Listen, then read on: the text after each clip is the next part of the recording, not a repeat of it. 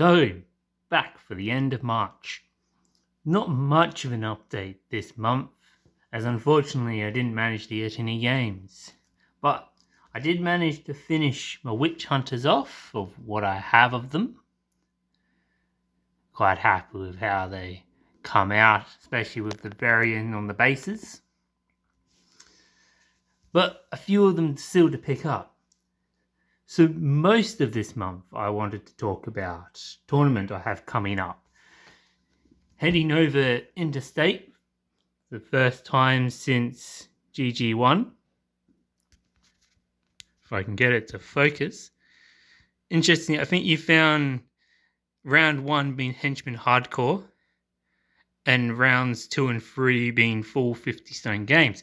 Also requires a single keyword and single faction the whole time. So considering my options, my first thought sort of being Elite and Mimic, but the scenarios are actually quite killy, which favour some of the other crews more, and I'm afraid my Elite gameplay isn't quite fast, so for round tournaments, probably not the best move.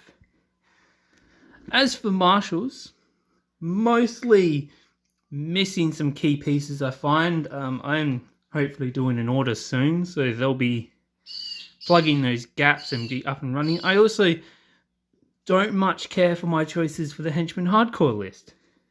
The same in Witch Hunters, sadly just been finished. But of note, both of these guys are actually getting a very good henchman coming, which I thought was quite interesting myself. But back on Witch Hunters, as I said, not having a henchman I'm particularly fond of right now. Also, I'm a bit concerned about counterplay. Crews that can deal with the fire. I've also had a few problems with people shoving witchlings back towards my crew, killing them and setting me on fire, and I'm having to deal with that problem. Again, another problem I think will probably be solved with the new models. But that brings us all the way back around to Cavalier. I think quite a good solid henchman choice for Henchman Hardcore, as well as a crew that is both good at scheming and killing. I was a bit reluctant to choose them as they're what I cook in the last tournament, but when the right choice is right. Well, I'll have to see how it goes. I will, of course, give another update at the end of April. But to then, this is Captain Steel signing off.